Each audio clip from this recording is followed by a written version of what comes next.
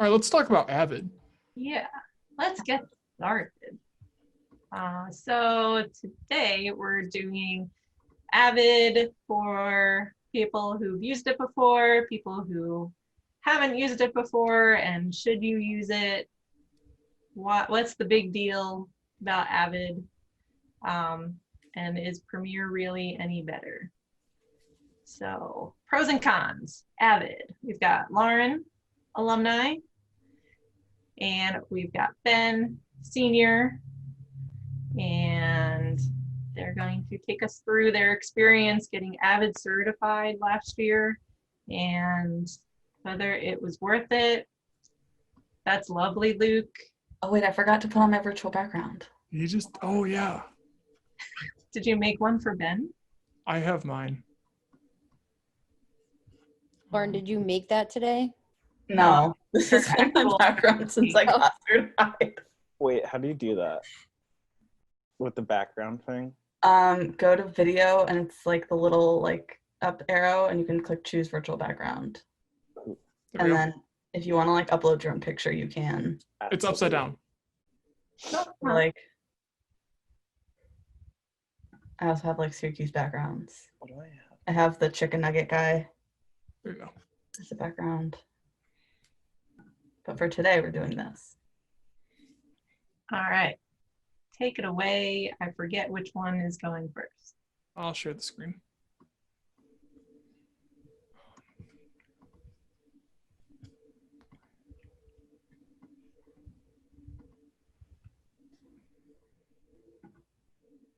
All right, here we go. I also forgot I was going first. Lauren, you're going first. I'm going first. So basically we're talking about what even is Avid. So Avid is basically like the company name. So kind of in the way that like Premiere is owned by Adobe. Avid has a bunch of other softwares, but when we're going to talk about Avid and just use the term Avid, we're talking about Media Composer, which is the nonlinear editing software, which is what you'll get certified in.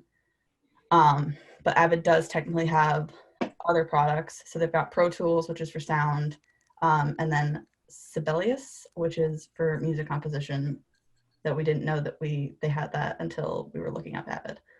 And so like just kind of a little bit of background on Avid. So Avid has been the dominant nonlinear editing program for TV and film since the 90s. So a lot of the times you'll hear it called like the industry standard. And that's just because like a lot of TV shows, a lot of films are all edited on Avid. And it was one of the very first ones to kind of be launched. And so it's kind of like what we've stuck with. Since then, other programs like Adobe Premiere and DaVinci Resolve have also come onto the market, but Avid has pretty much kind of like maintained its stronghold and is still considered to be the industry standard. But Premiere and DaVinci Resolve are kind of rising a little bit more in popularity in recent years. Also, up until 2006, you could only get Avid as like a hardware and a turnkey system. So if you wanted to use Avid, you literally had to just use this one setup that was for one purpose only, and it was to run Avid. So it was not the software that you can just download on your computer and have the way that it is now. So after 2006, you could have it as its standalone software. I don't remember it as the full hardware setup because I was in 3rd grade, but it was at one point like that. Shane remembers. Used it. I used it. How was that? Delightful. Can you say it was like the size of an apartment? No, it like took up a whole edit. No, what were you talking about that was like the size of an apartment? We had a whole deck. Oh. So it was like big. Anyways, so you might be asking yourself, well, I already know how to use Premiere. Why would I use Avid? Great question. The short answer is that everyone in the industry, well, long form at least, uses Avid. So you should, if you want to do long form stuff, you should probably know how to use Avid. The long answer is that even though Premiere is a great program, like it's really easy to use, it looks really nice, it's very like intuitive to learn, and that's why it's so popular for even expert editors, people on short form content, and people that are just picking it up and just starting editing. It works for everyone. It's designed to mostly be an all-in-one editor. You can color correct, you can do basic effects. Everything in there is designed to make it simple and yet super powerful as a standalone editing system. Now, you don't get a lot of that with Avid. It's a bit more complicated, but it still has really great features. And once you have taken the time to learn those features, Avid just becomes as streamlined and as powerful as Premiere. So you got stuff like its project sharing capabilities, which are unrivaled when it comes to editing. And that's one of the reasons it's chosen for big major productions and long form content. Because for those longer projects where you have multiple editors possibly working on the same project, you can transfer over pretty much anything in a project file in Avid through their sharing system. In addition, because Avid Technologies, the company as a whole, is very music and audio oriented with Pro Tools and Sibelius for music composition, they went and put in very powerful audio editing capabilities into Media Composer on top of the editing. And then also Avid sets up your projects right at the beginning, which makes it a lot more reliable for mixed media. So you're going to be a little bit more consistent when it comes to making your projects with different size footage and that kind of thing. So that's what Avid looks like. I tried to find equally complicated Avid and Premiere things, but it was a little bit easier to find a complicated Avid setup. So you get your timeline, you got 13 audio tracks, you got a few video tracks. And so up here in the top left, I don't know if you can see my mouse or not, this is going to be where your bins are. The bins are called bins because this Avid came around when just after film. So they kind of tried to keep as many things as similar as they possibly could. So where all your footage is your bins. You have your source monitor and your export monitor up here. So your source browser is where you can watch footage from your bins. And then this is your timeline monitor where you're going to be watching what's actually shown up on the timeline. And then I'll go into that a little bit more later when we look at the demo that we did later. So this is the Premiere interface. Like how you said, you tried to find equally as complicated, and this one looks so much less complicated. Kind of hard to find complicated Premiere edits. You're already showing the bias, Ben. You can't do that. Yeah, so this is like what the Premiere interface looks like. Probably most of you are familiar with it, just because most of the time when you're learning how to edit in undergrad, you're usually learning how to edit in Premiere, at least nowadays. So, you've got your timeline down here, which you can't see because Ben is sharing his screen. So you can't see me doing things with my mouse, so I don't know why I'm bothering. And then it kind of runs a lot of like the basic features of Premiere are similar in a lot of ways to Avid. So like your organization is still called bins in Premiere. You still have your source window, you still have your program window, you still have your timeline. So a lot of the interface is the same, and a lot of like the basics are the same. There's just Premiere just looks a little bit more like streamlined and simplified. I kind of like to compare it to like Apple versus Android, whereas like Premiere is more of like the Apple, where it like looks cleaner and feels simpler and is more streamlined and like easy to understand and use. And then Avid is kind of more like the Android, where if you've been used to an iPhone or Premiere, it feels like it's really complicated and scary, but a lot of like the basics are the same. So your major differences between the two. So I'll do Avid in order to Premiere. So for Avid, a lot of the time you're not dragging and dropping your footage. You can do that, it is an option, but it's a lot of the times you're going to do in and out and splicing and overwriting. So you would load something into your source monitor, you would mark the beginning of where you want it to be cut and the end of where you want it to be cut. And then you'd pick a spot in the timeline where you wanted it to start, or if you want to you can do 4-point editing where you can put an in and out in the timeline as well. And then you would either do a splice or an overwrite. So when you splice, you're gonna drop it in and everything else is gonna move down the timeline. With an overwrite, it's just gonna drop right on top of that and it's gonna it's gonna get rid of anything else that's right there. And then exporting Avid is a bit of a pain. Most of you probably heard my little rant about that earlier. I'll talk more about that when we get to the demos. And so then, like in contrast, Premiere, usually you're going to use a drag and drop method. You can use the splice method, so same way, it kind of goes back and forth. It's just one usually has preference over the other. So Premiere, typically you'll just kind of drag your footage into the timeline, and then you'll cut it from there. You can mark in and out points on the source monitor. You can overwrite and insert the same way that you can with Avid. It's just not generally the preferred method. You'll see I mostly drag and drop in my demo of Premiere. And then I was like, oh crap, I didn't do the splicing because that's just not what I usually do in Premiere. So I also recorded a version of myself like splicing stuff in so that you can kind of see like what that looks like in Premiere. And then Premiere also has, Premiere's really easy to export in, unlike Avid. So it really streamlines the process. And then it also has a separate program of media encoder, which can really help if you have to like export multiple sequences, just because it kind of streamlines it all and so you can do it all at once. And also like because Premiere is in the Adobe suite, you can pretty easily, which you'll see in my demo, move stuff into like After Effects. You can also bring stuff into Adobe Audition to make some sound adjustments. So because it's all streamlined in that one in the one Adobe Creative Cloud, it makes everything pretty streamlined, at least for like a lot of the simple stuff. Okay. This is when we said we are gonna do demos. This is when we said we're gonna do demos. Yeah, demos. Do you want to go first? Or you want me to go first? I mean, you can go first since you're already sharing your screen. Okay. So first off, I'm gonna show the time lapsed version. I did not time lapse mine, so I'm gonna scrub through it. So you don't have to watch me edit for 25 minutes. And we're gonna do this, and there we go. So cool. You guys can see that, I hope. This is just like 30 a minute. I made it a minute. Oh, cool. Well, this is a minute of me editing this from creating the project file to attempting to export.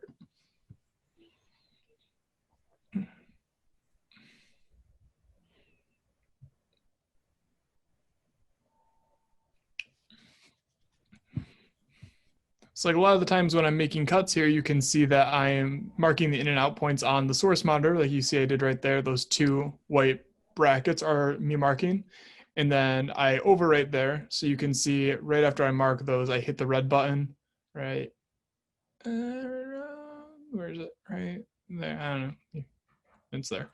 And then that drops that onto your timeline. Another thing that I'll show you once this video is over is there's two ways you can make changes directly in the timeline when you're using Avid. And I'll show you those in a minute once this is done.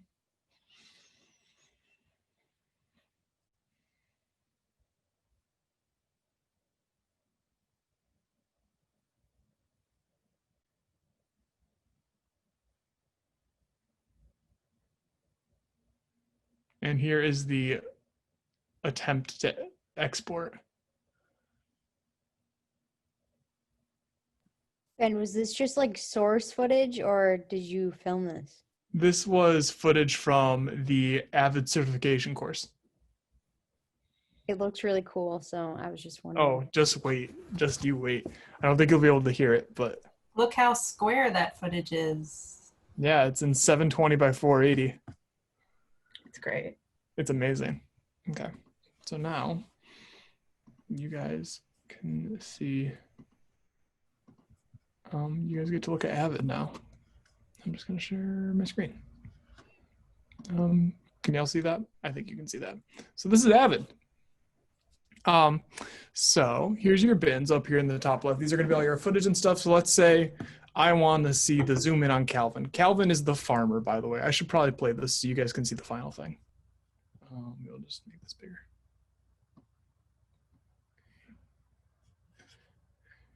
So, like I said, I was unable to get this to export with video, so. Hi, my name is Calvin Egg. Can y'all hear that?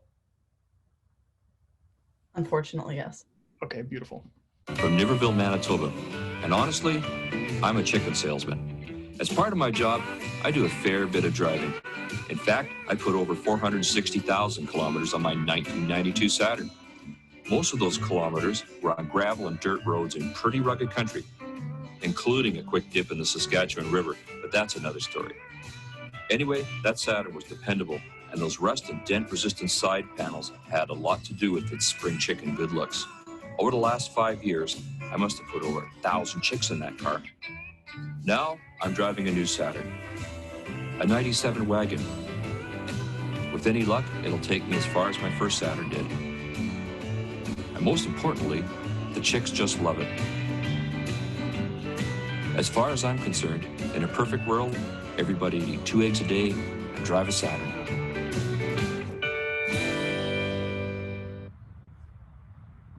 He's a chicken salesman. So, well, you guys have seen that.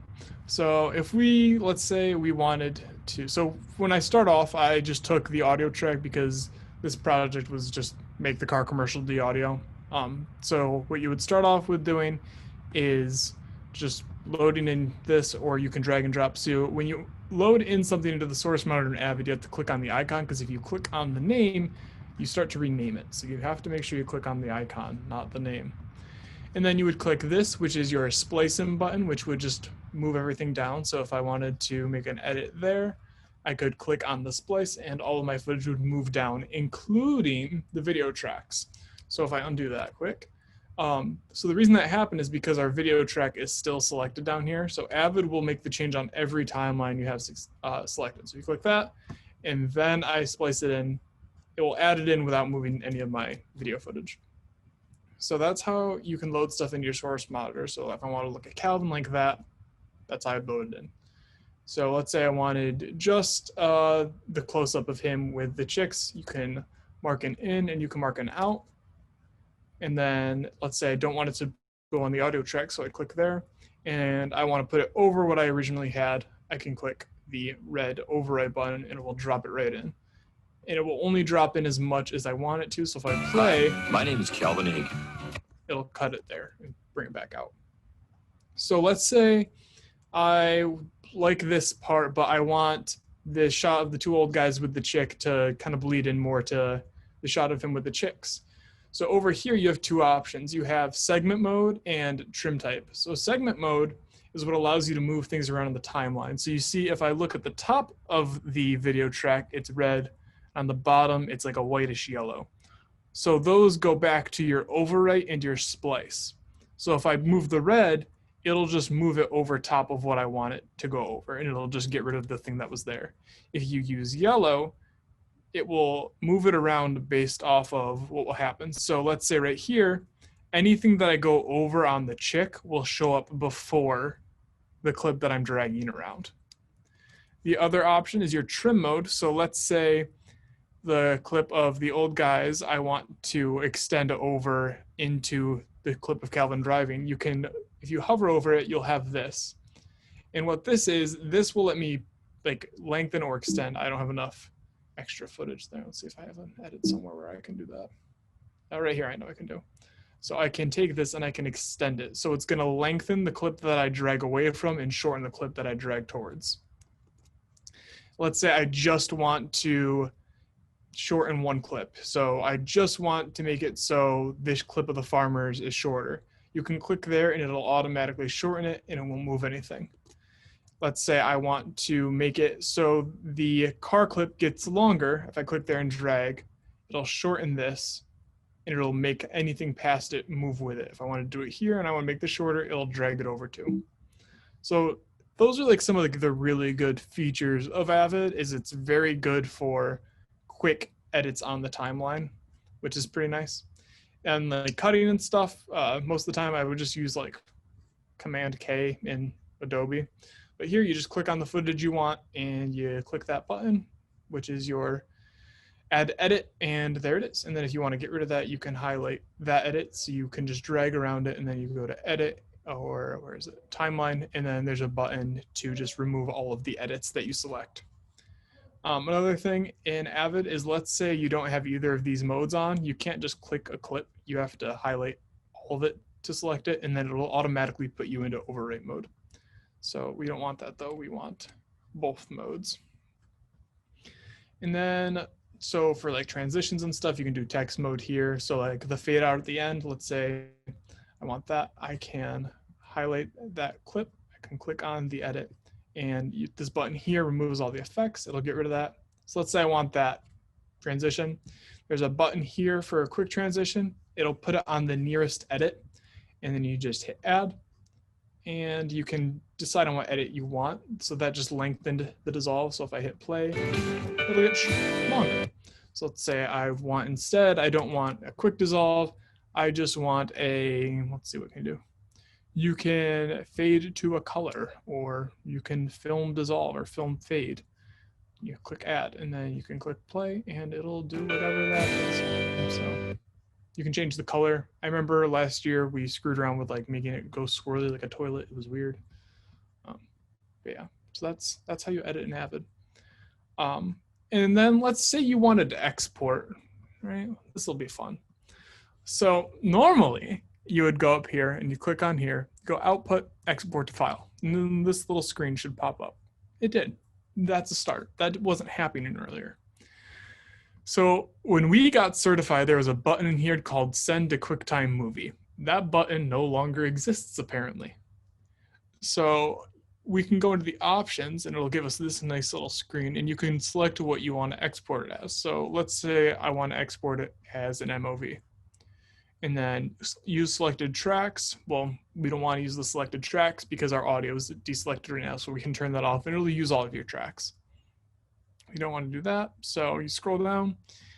You can change your compression, so your color compression, so high quality is just what I started the project in. You'll get your codec in there.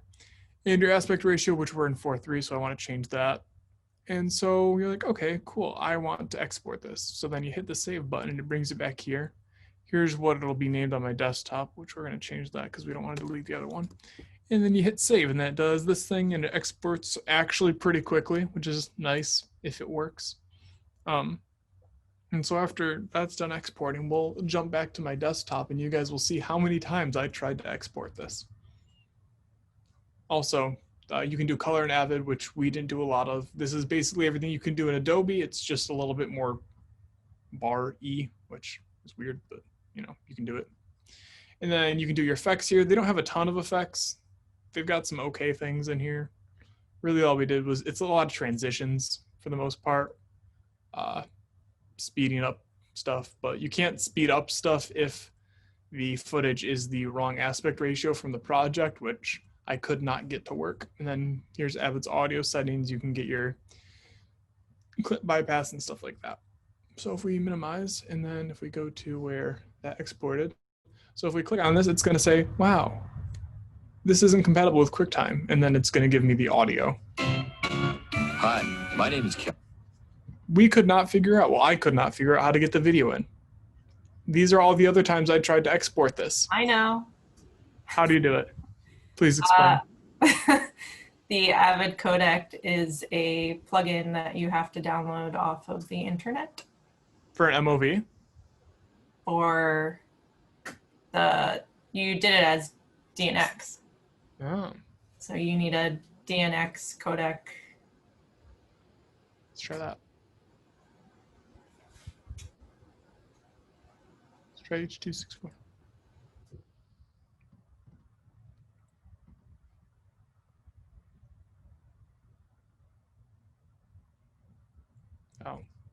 Oh, well, you know, that probably would have helped. That's the Avid certification showing. But we were able to send it to a QuickTime movie, and that was all we had to do. It's a free download. Yeah, I'll do it later. Also, keeping in mind, we did get certified on the trial version of Avid. It gets trial So version. we had a lot of technical difficulties when we were learning Avid. Would you look at that? Oh, look at that! Look at My that name is stretch. Devlin, Manitoba. It'll, Right, well, as far as my first cool. That's how you export in Avid. After having to consult a little industry professional about it. Cool. That's Little? literal, not little. Literal. Literal. So that's Avid. Yeah. Oh, then wait, quick. There's these two which are removing, so you can lift and extract footage. So if I'm on my timeline, I can mark an in, I can mark an out. It'll select that, and if I want to extract it, it'll just cut it out and move everything. And then if I want to lift it, you click this little dude who's lifting up a bar, and it'll just leave empty space there. That's the last thing. Avid. What are the in and out shortcuts? I and O. Figured. I think there was another one. It was like J and K, I think, also do it. Maybe. J and K might have been something else too. Yeah. Oh gosh. Okay. Even like Brett, who is the notorious you need to know your shortcuts person, Jay speeds The it up. hotkey person. memorize all the shortcuts, and it was really funny. He did do that all the Watching time. the struggle. Did he Jay get one of those speeds like it up. sleeves over his keyboard? So Brett would yell at me if I didn't use the shortcuts sometimes in Premiere. If I You was should. just like, You're so slow if you don't use shortcuts. Like using the Also, mouse. You're going to carpal tunnel. What are you doing? I'd do Minimize it clicks. once though, and he'd Minimize yell at me, and I'd be like, clicks. "What are you doing?" And I'd be like, "I did it one time, Brett. One time." Didn't he proceed to get all of the shortcut questions wrong on the certification exam? I think so. Yes. Yes, he did. Thank you, Jada. It was hilarious. I do use shortcuts for the record. Here, yay. Are you gonna play his rant at the end of this? I don't have it. Yeah. Someone get Brett in here. You can read his Avid paper. I texted him, but he's ignoring me, like he usually does. Okay, so I will share my screen now, and Real quick question for Ben. How long, or you as well, Lauren, how long does the Avid certification take?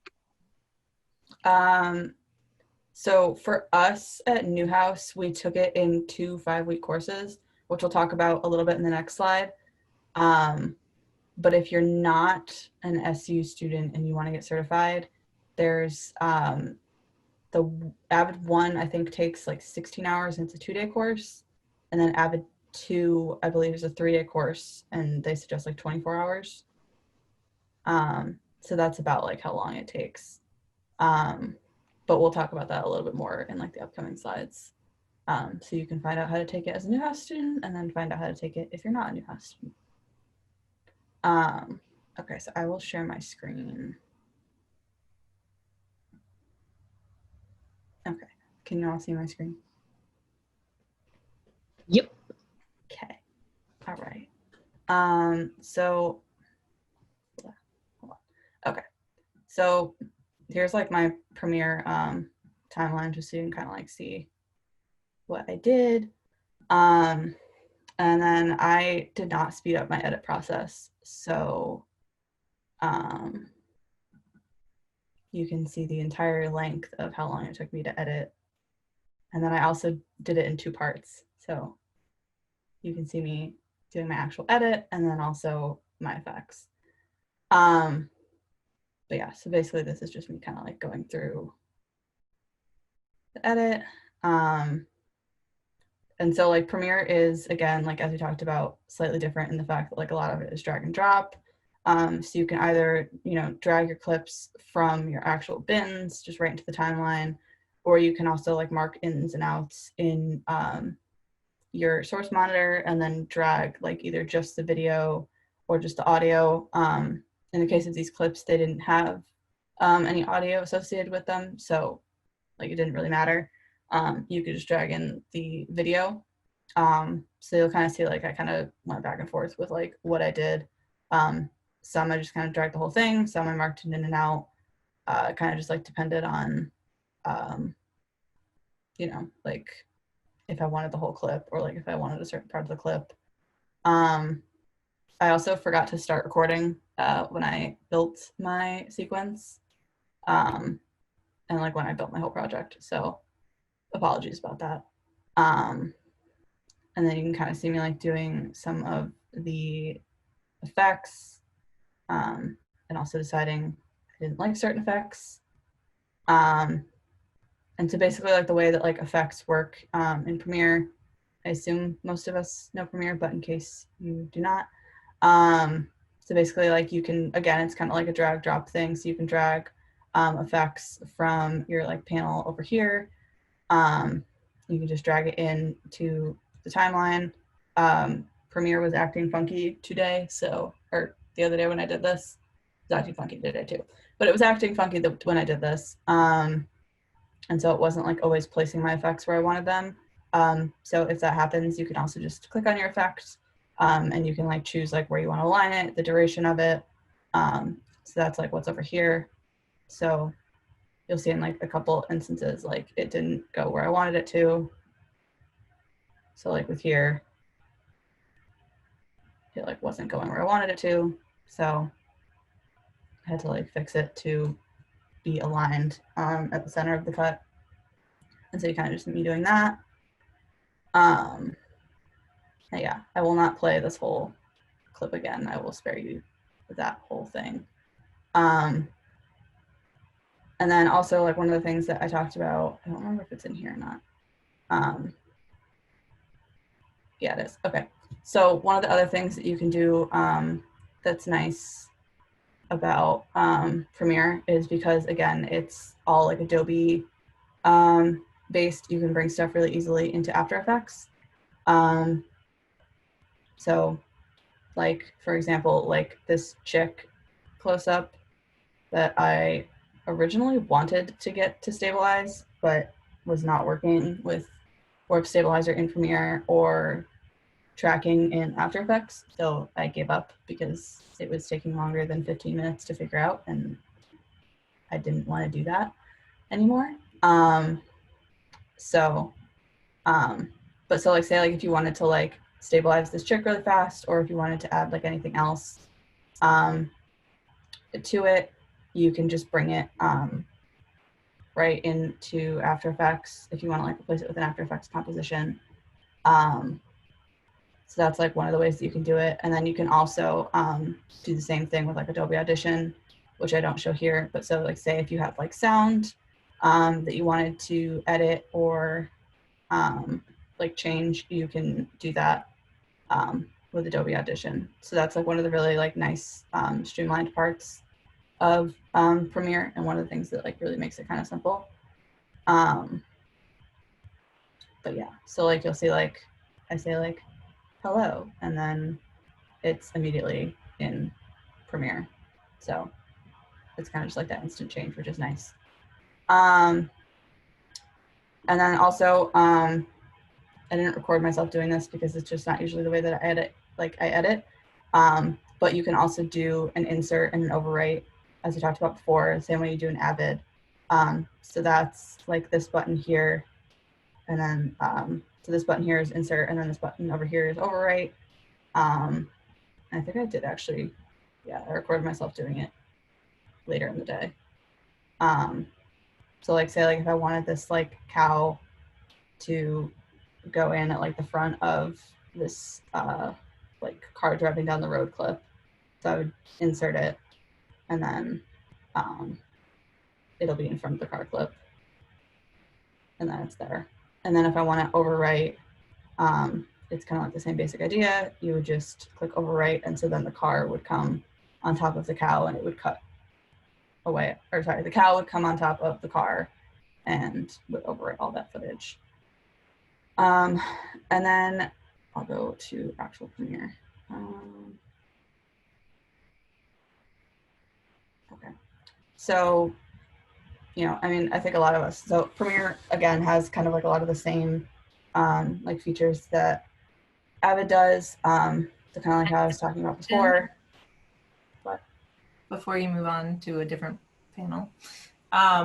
Is it just the difference between the two of you editing, or Lauren, you seem to be doing different video layers, whereas Ben and Avid was doing kind of like a one layer thing?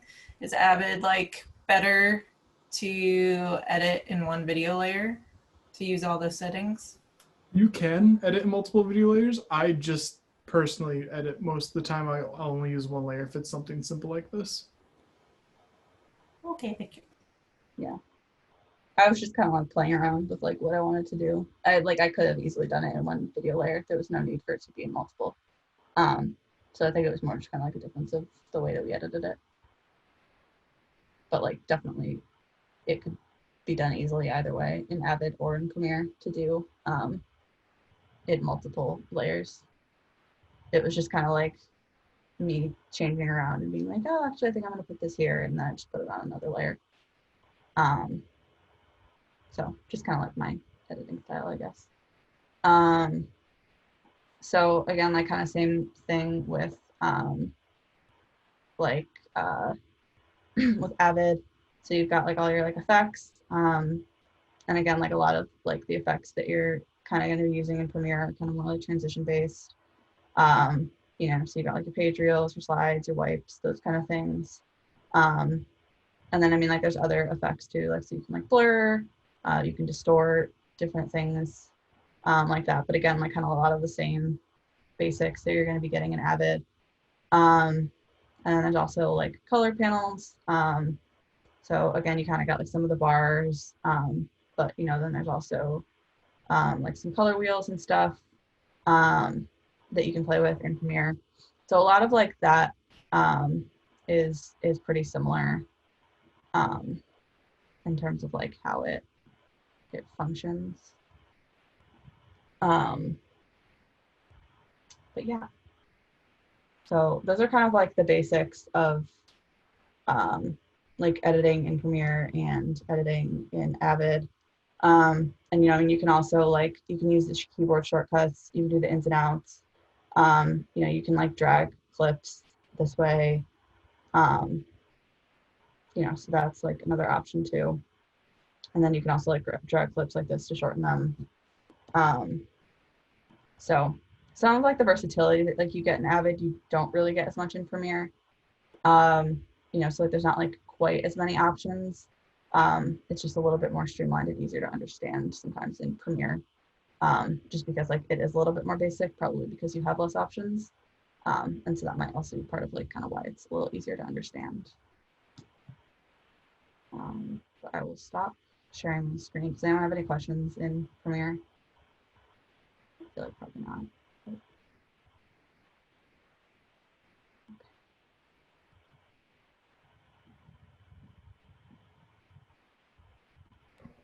Okay, we'll keep going.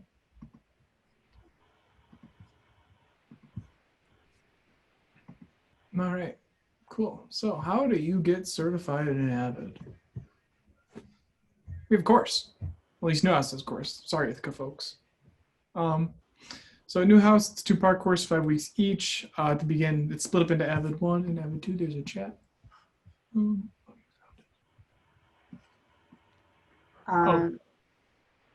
Sorry. So Avid, it's split into Avid 1, Avid 2. At the end of Avid 1, you take an exam.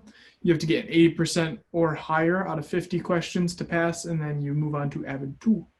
And then you take another exam that's about all of it at the end of Avid 2, score higher than 80%. You're Avid certified, yay! And you can take as many times as you want.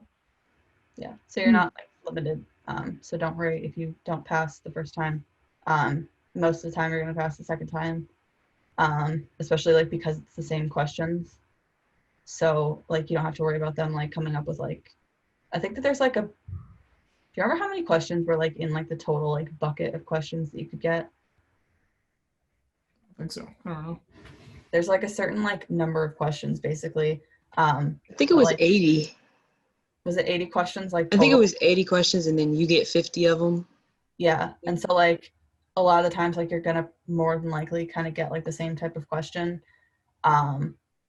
And so like that made it like a little bit easier. So like, you know, like if you knew you got a question wrong, and also what was helpful was our like instructor would like tell us what questions we got wrong. And so we were able to like see what questions we got wrong and like learn from them, which was really helpful for us. We also don't know why our certificates are different colors. Yeah, So it doesn't expire either. Once you're certified, you are set to go. they do recommend like if you've like getting recertified if it's been like a really long time. But I mean, it's kind of like one of those things where like Premiere comes out with new versions every year, but like version 2019 versus version 2020 of Premiere isn't that different. You know, so if it's been like 10, 15 years and you haven't used Avid at all, you might want to get recertified before telling the world that you're certified in Avid. But like technically you don't have to. But you know, like if it's only been like 2 or 3 years, not much probably will have changed. But it's kind of all just about like how much like you use stuff too. Okay, so then like this is addressing, so if you don't go to Newhouse, like talking a little bit about how you can get certified in Avid. So Avid is offering remote training courses for both Avid 1 and Avid 2. The only thing we're not sure about is if that's like only a pandemic thing or if that's like an all the time thing. But basically like you can take it on your own time. So Avid 1 is a 2-day course and Avid 2 is a 3-day course. The suggested length for Avid 1 is 16 hours. And then the exam after the first course is 50 questions, the same way it was for the Newhouse course. You have to get an 80% to pass. And then Avid 2, it's the same thing. It's 24 hours suggested length and also 50 question exam. And you need an 80% to get certified. Per Shana, jobs will likely give you time off for professional development. So if you're interested in getting Avid certified, especially like if you're working in post, you can talk to your supervisor about it, and there's a fairly good chance that they'll give you time off to take the certification classes. Also, because we weren't fully sure if you were going to be able to just like take it whenever you wanted, or if you have to take it like in the Avid time slots that they offer. But if you're interested, there is a link to the online registration center. So if you want to sign up for Avid 1, you can do that there.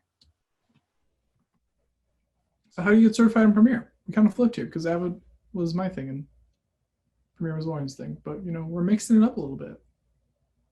Anyways, so you take a certification exam through Adobe and you might be like, oh, cool, that's good. But there aren't any right now. I think the most recent one you can take is for Creative Cloud 2015. We went to their website and we got this lovely line that said we are in the process of updating the certification exams. These exams will be released in 2020. We're not really sure about that one, Adobe, because there aren't any certification exams yet. You can take skill quizzes on like LinkedIn that will give you a badge on your page saying that you have the skills in Premiere Pro, but neither of us are certified in Premiere, but we are in Avid. So, I mean, not our area of expertise, but yeah, we couldn't really find anything on Adobe certification on their website because the exams don't exist currently. And it kind of seems like also too, like one of the things is, you know, Avid seems to be more of like a focus on like actually like getting certified, whereas like Premiere, it's more just like, have you used it? Are you proficient in it? There's not really as much of like a question of like, are you certified in Premiere Pro? Like, I don't think most people are certified in Premiere Pro that use it. But most of the time, like if you're using Avid, you're usually certified in it. So that's just kind of like one of those like differences with the platform. So I'll talk a little bit about like industry experience from the 3.5 months that I have been in the industry. So right now I'm working for a production company, and my main goal with them is assisting with post-production. So basically like I start the edit process. So since we work with mainly short form content because it's a production company that focuses on like branded content, advertising, and like digital media, we use Premiere Pro as our editing software. And also a lot of our content has like graphics in it. So using Premiere makes adding graphics from After Effects a lot smoother. And, you know, just because like it is short form, there's not really as much of a need to bring it into Avid. So, you know, Avid is a lot better for like long form content. And that's like really where it like has its place with like feature films, documentaries, things like that. But when you're editing a piece that's like going to be like 7 minutes long in total, there's not really as much of a point in bringing it into Avid. And also like kind of from what I gathered in the application process of trying to find a job, you know, because I applied to like, I think like somewhere over 50 jobs. I don't remember exactly how many. It could have easily been 100. But like kind of what I gathered in that application process was that a lot of places just really require you to know Premiere Pro. And that might also be just because I'm more interested in short form content. So I was looking more for jobs that were more in like the social media space, the digital media space, the advertising space. And so like that probably created a little bit of a bias as to like the types of jobs I was looking for. You know, and because they're all short form, they're really only going to require Premiere Pro as opposed to Avid. But it was pretty few and far between that I saw a job posting that required Avid. But again, that might just be because of the jobs that I was looking for. And Avid is really still considered to be the industry standard for editing like long form content, so movies, documentaries. It's also the industry standard for news. So I don't know if anyone here is like BDJ as their major or is interested in news. But if you are, you're pretty much probably going to be using Avid. But a lot of companies are starting to kind of transition more to Premiere Pro. I think especially a lot because like the younger generations aren't learning Avid as frequently. I think a lot more people are learning Premiere and are more comfortable in Premiere. And so I think we're kind of seeing like a little bit of that shift in the industry as like new people come in. And also a lot of TV shows are edited on Premiere, including Sesame Street. Because when we visited Sesame Street in January, we went down to the edit suite and the guy was editing in Premiere, which was cool. So that's just kind of like what I've gathered from the industry, but also, like I said, I've only been in it for 3.5 months. So my word is not final. So, but that's what I've experienced so far. All right, so now discussion questions. Woo! Am I muted? No, we're good. Discussion questions. Woo! So for each of you personally, what do you think would work better based on what you saw, Premiere or Avid? For you personally, do you think Avid would work more for what you want to do or Premiere?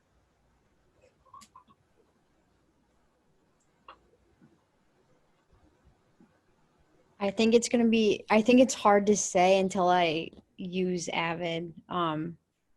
It doesn't look so bad right now, but yeah, I think I would have to try it out.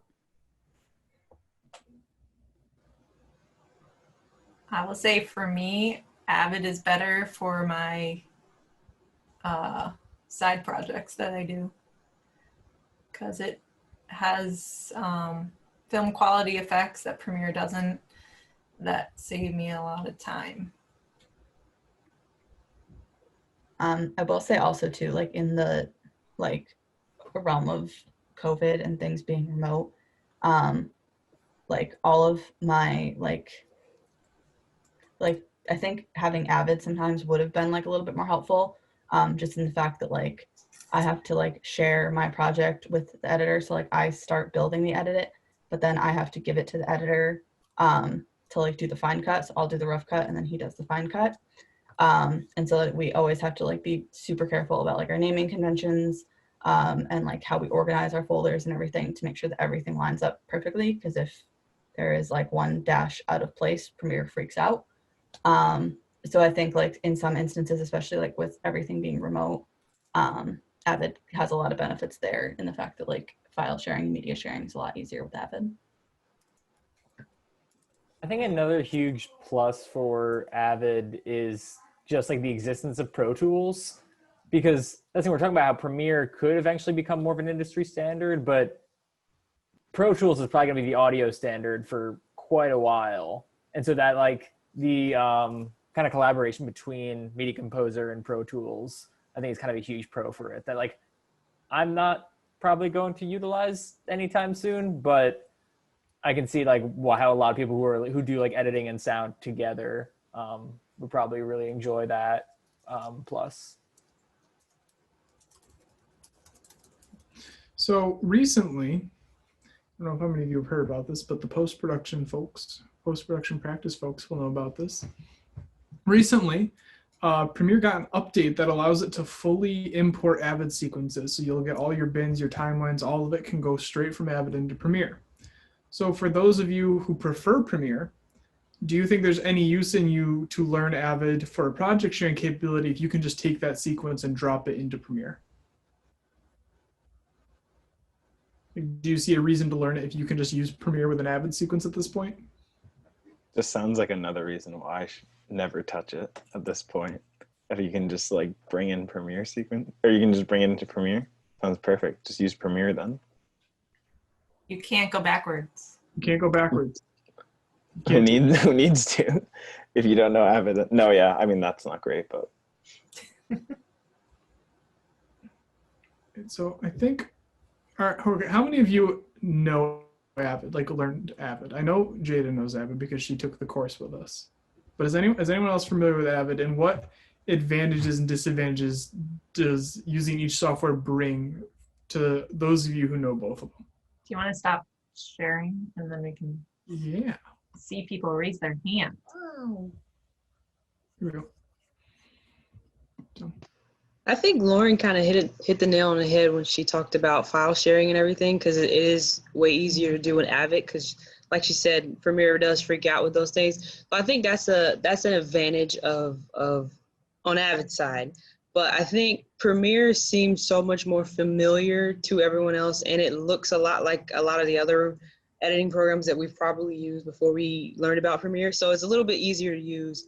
Whereas Avid, I mean, I gotta admit, when I first saw it, I was very shocked because I was like, what is this? What are all these buttons for? This is dumb. Why is it set up like this when it can just be like this in Premiere if they do the same thing? But turned out Avid was actually a lot, I won't say better to use because I like Premiere. I'm a Premiere fan, but I think Avid was definitely worth learning, even if now the update, now you can bring other, you can bring everything into Premiere. But I think Avid is definitely worth learning because of the industry standard, and because, I mean, it's worth it to know every editing program that you can get your hands on, really, because you never know what you're going to have to use at work, and you just never know. So it's just worth it to know both. But I like Premiere better. So how long do you all think Avid will stay the industry standard, since Premiere is so popular and becoming even more popular with younger editors? Do you think as our generation grows up and starts to take over, do you think Avid will stay the industry standard, or do you think that'll kind of transition to Premiere?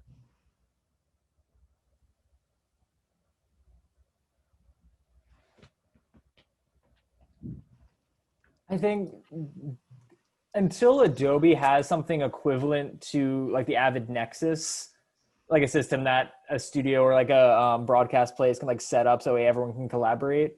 I think until Adobe has something that can compete with that, I think Avid's pretty safely going to stay the industry standard. Because that's like even if people prefer editing in Premiere, I think it's all the stuff besides the actual like editing itself that make Avid so appealing to professional places.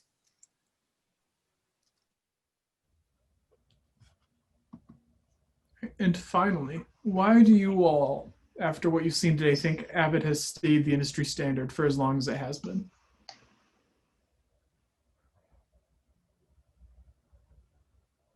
They're not telling me old again. People don't like change. That's why.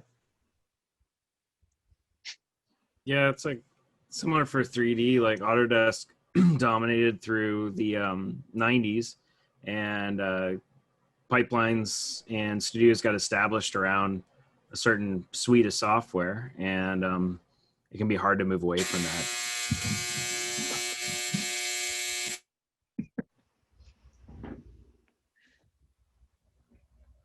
That's Avid coming to get him for talking bad about it.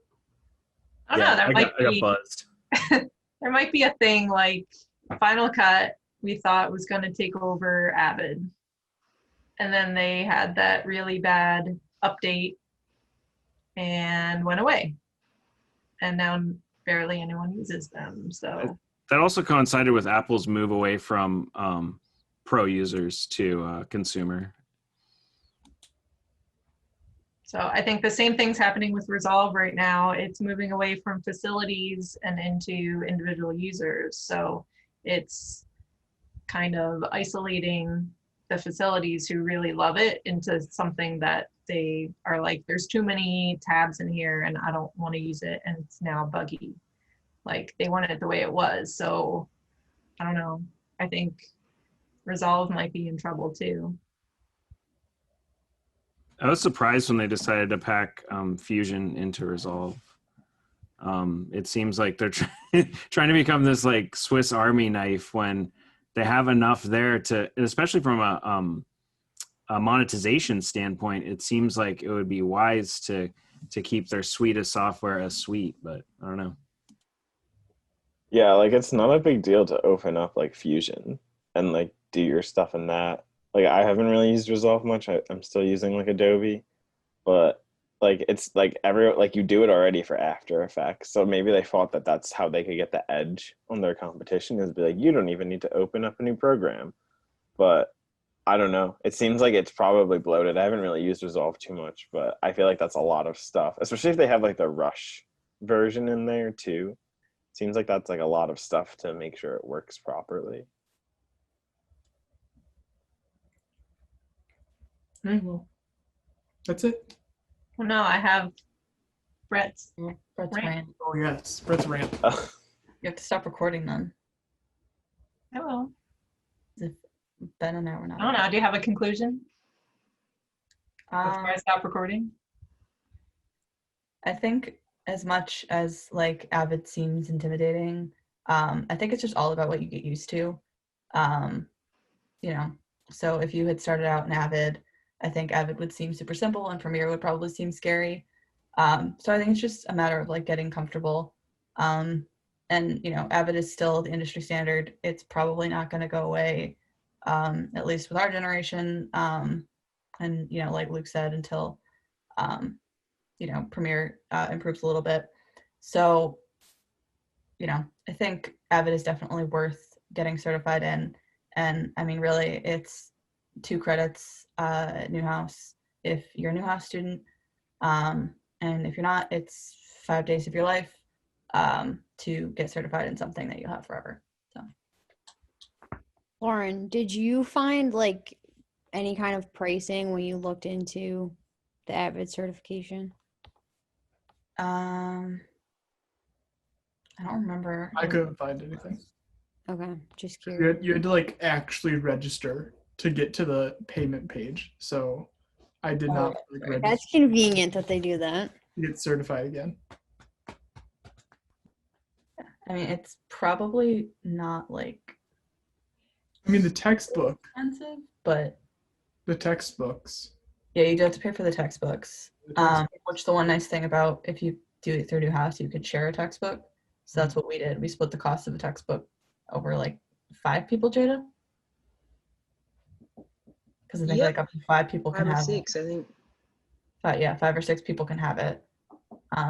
So if you're not a Newhouse student and you and a friend want to take it at the same time, you could share the textbook.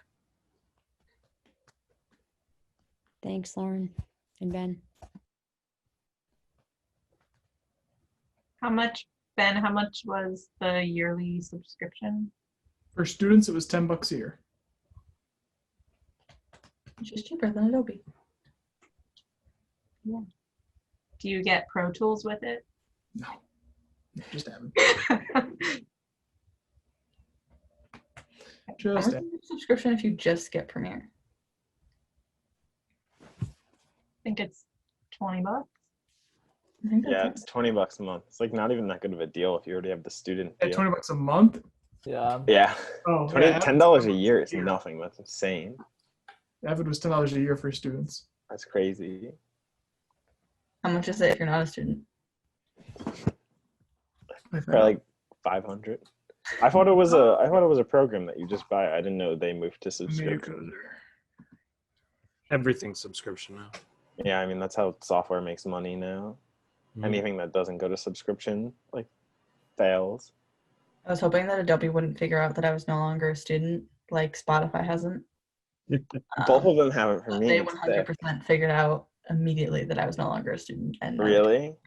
They're strict. I tried to call over the summer and get Adobe before I started, and I was like, "Can I get the student deal? I'm starting in a month." And they're like, "No, you have to, you have a student email." I was like, "Okay." It is $35 a month. That's pretty much like what Premiere is if you're. Wait, it's a $10 a year if you're a student, but it's $35 a month if you're not. Like a That's Nuke, the like biggest Nuke part. and Maya professionally are like those are like 2,500 a year, 3,000 a year. Like software gets expensive. Yeah, that's why I didn't mind Adobe being subscription based because like if I wanted to buy like a copy of like Premiere and After Effects when I was like a freshman, I would have had to drop like textbook money on that. It would have been like a couple like Hundreds, $1,000. Yeah, hundreds or like even like if I wanted to get like that and like Illustrator. So that's why I was like it's kind of cool that you could pay for it by month, but now I don't want to do that. They're still that's fun. That's weird that they're charging you still that they like catched you because they're still giving me the student rate of like half off for Adobe. I don't know, maybe I like missed an email somewhere or something, but I don't know. My like cycle renewed when I was still like a student. so Oh, okay. maybe see, that's I think I why. got Yeah, it. that's the thing. I don't know if they remind you that you have to go in and re-verify your student, because mine switched over to like a normal subscription for a few months before I like checked my bank account and realized it, and I'd like scramble, go back and switch it back to student manually. That happens every year. Yeah. And that's I must have like either missed an email or they just assume you automatically want like go to check it every September. Yeah. Correction. If I check it now, that they It is will not figure $10. out that I'm not a student. It is $10 for a year subscription billed monthly. So it's a really stupid way of saying it's $10 a month.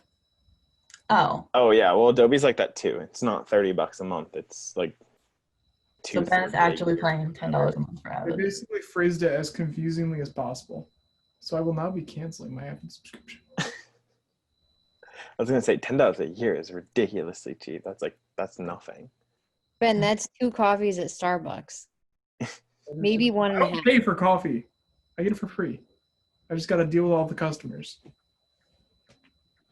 Is it worth it?